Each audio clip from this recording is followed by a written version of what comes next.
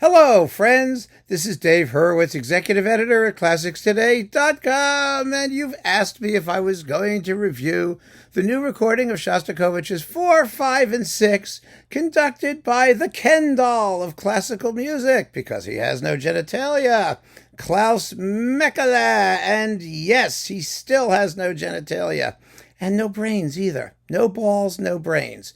What a combination. Well, this isn't terrible. It's not terrible, but first of all, let's talk about why. We have to talk about why. Why do 3 Shostakovich symphonies in a row?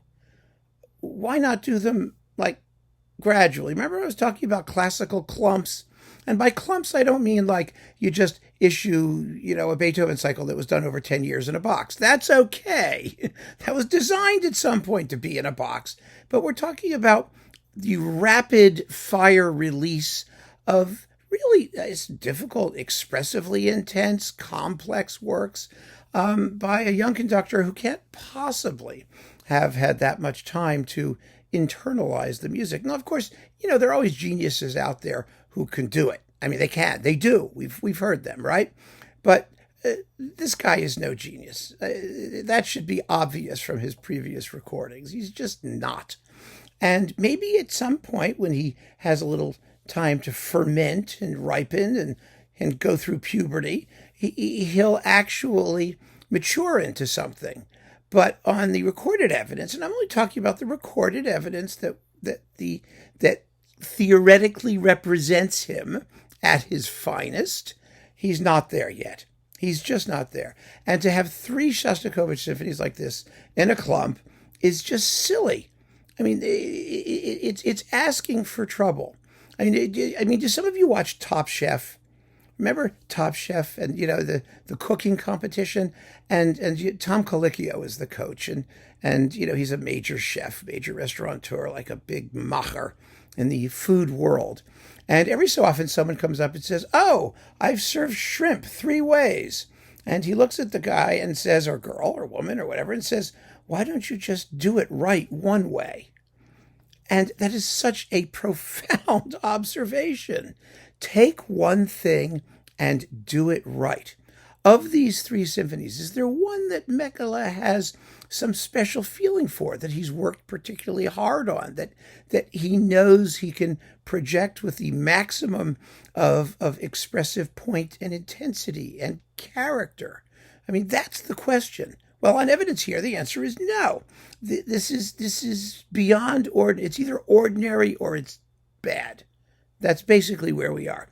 So let's take these symphonies one at a time, and I'll explain to you exactly why. It's not complicated. Number 4. Now, number 4 is a behemoth. It's Shostakovich's craziest symphony, the one that would have dictated the course of his future endeavors had the whole Stalin controversy with his opera Lady Macbeth of Mtsensk not happened, and then he lost favor with the regime, and then he recuperated with the 5th, which was in a more traditional style, harmonically at least, and melodically. But the 4th is a fabulous work. We all know it's just amazing. It's big and it's crazy, and you have to sort of just wind it up and let it go nuts. And the best thing about this whole collection of recordings is the playing of the Oslo Philharmonic, which is extremely good, but very professional. Professional, by that I mean it's never thrilling. I mean, this symphony is full of thrills. I mean, just scads of thrills. But it's not an easy piece to keep together. It can be kind of patchy. There's 2 huge movements surrounded by a shorter scherzo. So the first movement, we know already from the very beginning that we're in a little bit of trouble because it opens with this screech, with the wood with da-da-da, and the percussion come in, xylophone, tremolos, and cymbals going crash, da-da-da, crash. Well, Mäkelä tries to make a lyrical phrase out of it by attaching all these things. No. It's supposed to be in your face. It's supposed to give you a slap. And very little in this performance does that. I mean, the fugue from hell, which is sort of 2/3 of the way through, this insane fugue with the strings playing as fast as they can. It has clarity, it has point, it's well played, and it is the most unthreatening, unexciting thing you've ever heard in your life. The climaxes are all subdued. That's what I mean when I say that he lacks genitalia. He has no balls. There's no ruggedness or hardness in these performances. This is Shostakovich, for heaven's sake. I mean, this is music that has a certain raw intensity built into it. Let's not kid ourselves. So the first movement's okay, but somewhat on the dull side. Then we get to the scherzo. It's just too slow. It begins slow and it gets heavier as it goes. It's, da da da da, da da da da. And already from the very beginning, again, it's da da da da, da da da da. There's something about it that just doesn't take flight. It's leaden. The finale, on the other hand, is just 30 minutes of, it's got a ballet suite in it and a chorale and two toccatas, and it's got all kinds of things happening. And episode by episode, it's not a bad performance until we get to that final chorale. Da, da, da, da. There's a tam-tam, crash, pow. It's not there. It just isn't there. And so what the hell is the point? So that's the fourth. Now, the fifth, okay. The fifth is just ordinary. It has one really good movement, the scherzo. The second movement's very, very well done. It's full of that, rudeness and gawky, irony that Shostakovich wrote, with the cellos and basses playing really well. I mean, that's a good performance. Maybe the fifth is the symphony, not surprisingly, that Mäkelä knows best. Certainly, it's of these three performances, it's the one that comes off the most positively. The first movement, like I said, has nothing good or bad. It just happens. It has no distinguishing features whatsoever. It's not bad, but it's just, like any other performance of the fifth, the ordinary, go to the symphony on your, weeknight and enjoy the fifth. The scherzo is very good. The slow movement is attractive. It's beautiful. The climaxes lack power. Like I said, they lack that coruscating. It's a great word, isn't it? Coruscating intensity. When the cellos come in with yada da, whoomph, the strings yada da, whoomph. The strings are chopping away. You have to remember, this entire movement, which is the emotional heart of the piece and some of the most intense music Shostakovich ever wrote, has no brass, except I think a couple of horns at some point. But basically, there's no heavy brass, no heavy percussion, and it's all done by strings, and there's a piano doing a thing in the background. But it's kind of remarkable. But you'd never know that in this performance. It's not terrible, but not as powerful as it should be. The finale, the finale. Well, the finale attempts to do that, tragic ending, the slow version of the coda, with the grinding dissonance. And Mäkelä spends a lot of time making sure that the orchestra knows how to play the note A. The repeated A's at the end. Cha, cha, cha, cha, cha, cha, cha, cha, cha, cha, cha, cha, cha. He's spending time with that. The problem is the rest of the orchestra has the tune. And at the very end, I don't understand. I was very baffled. Because you've got the whole point about doing it that way is that the ending is supposed to sound like a hollow tragedy.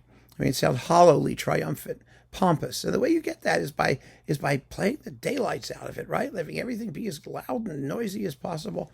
The cymbals disappear. Cymbals of all things. I was checking my score here. And the last time in the finale that we hear the cymbals and Shostakovich gives them a dynamic indication is right here. Let's see, we're at measure 131, the finale, where you have piatti, plates in Italian. There it is, fortissimo, right? Yep. And then on the next page, the cymbals come back here, and they are again marked fortissimo, right there. See the fortissimo right there? Right there. F, F. Fortissimo. That's pretty loud, folks. And then there are no dynamics for anybody in the entire symphony, basically until the very, very end when you have a triple forte for the bass drum.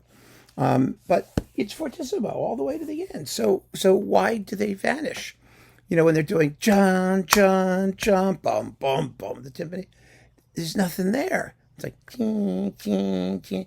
So the conception, to the extent Mäkelä has a conception, it doesn't conceive.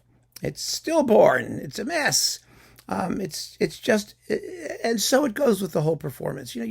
There are moments that are okay, but they're not sustained through an entire lengthy passage. I mean, that's the problem. He doesn't see things through to the end. And then we have the sixth. The sixth is a mess. The sixth is just awful. It's awful in many, many, many ways. And I can give you a perfect example of everything that's wrong with the way he conducts, the way he handles this music, all of the performances I've heard so far. The first movement, it's okay. I mean, the first movement is a big, long adagio. Could it have more intensity? Yes, but it's very well played, and it's nothing wrong with that. But after that, you have two quick movements.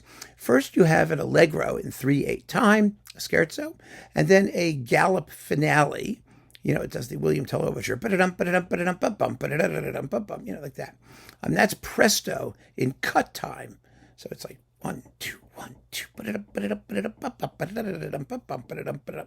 Now, there are many ways to approach this, but however you do it, you have to differentiate these two movements somehow. One way to do it is the way Leonard Bernstein did it, which is to take the scherzo slower than the finale and make it like a real, almost Mahlerian kind of scherzo with a da da da da da da da da 1, 2, 3, 1, 2, 3 around that tempo. The other way to do it, and then speed up the finale, which is Bernstein's approach. It works fabulously well. The other approach is to do just the opposite. You can take the scherzo really, really quick, and then the finale, although it's presto, but remember, it's in cut time. It's in half notes. So it's sort of, you can make it a little bit slower, but with lots of rhythmic point and precision. Mäkelä does neither. He basically just plays everything as fast as he can, both movements, so that they have no distinguishing features whatsoever. And this is true not just in terms of tempo. This is also true in terms of rhythm and accent. I mean, accent particularly. And I can show you that in our little Shostakovich Critical Edition score here. Let's see if we go to, where is this the passage? Hang on, I'll find it. It's on, there's the scherzo. Yes, that looks like 3/8 time. And there it is. Okay, the central section of the scherzo, right? It's a tune that goes dum bum bum dun dun dun dun dun dun whom, like that. And Shostakovich marks it. It's very interesting. He marks it. Here we are. You see that? Forte tenuto espressivo. Hi, I'm down here. So you've got forte tenuto espressivo. So that means it's got to have like character, right? And the important thing is that at the end of the phrase, da da da, like that, there's a big crescendo. See the crescendo, that little thing there, leading to an SFFF. See the SFFF? And then it does it, and every time that phrase shows up, that's what it does. Because here it is on the next page. The answering phrase, da, da, da, da, da, da, whump, like that. SFFF after a crescendo. Now, SF is sforzando. That means forcing it, forcing the tone, pushing. And SFFF means sforzissimo sando. I mean, that's really hit it. A really huge accent. And most performances attempt to do something like that. Mäkelä does just the opposite.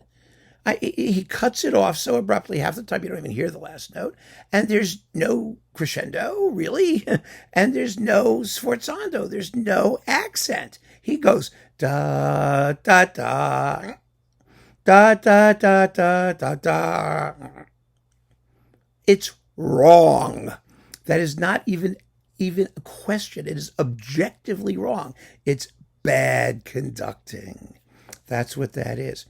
And then when he gets to the finale, I mean, the string playing is very precise. It's nice. It's light. They're really, but it's all as fast as he can possibly get through it. So it has no character whatsoever. It's breathless. You don't hear the color. You don't hear the phrases. You don't hear the accents. You don't. It's just awful. Yes, terrible. So there you have it. And it's another indication that he has no balls and no brains in that case. Because what Shostakovich wants is extraordinarily clear, and the music so transparently and self-evidently benefits from doing what the composer wants you to do. So that begs the question, why doesn't he do it? What's the matter with this guy? And why is he recording 3 Shostakovich symphonies all at once in a clump, in such a way as to make them a virtually indistinguishable mass of mediocrity? That's what it is, an indistinguishable mass of mediocrity. And I wish it were otherwise. I mean, I'm waiting for this guy who has all of this acclaim and all of these fabulous job opportunities at his doorstep to do something that justifies the attention. And on disc, at least, he has not. I've seen a bunch of his live recordings or performances on YouTube too, and I haven't been impressed with those either. But, I do not want to hear, oh, I went to a concert and it was fabulous. How dare you criticize the little guy? Well, that's not the point. The point is we are asked to discuss his recordings. And that's what I'm talking about. And I'm talking about what kind of an impression he makes based on those recordings. The official documents of his career at this point. And so far, the news isn't good. I keep hoping he's going to, prove me wrong. But I wait, and I keep on listening, as should you. So thank you so much for joining me. Take care.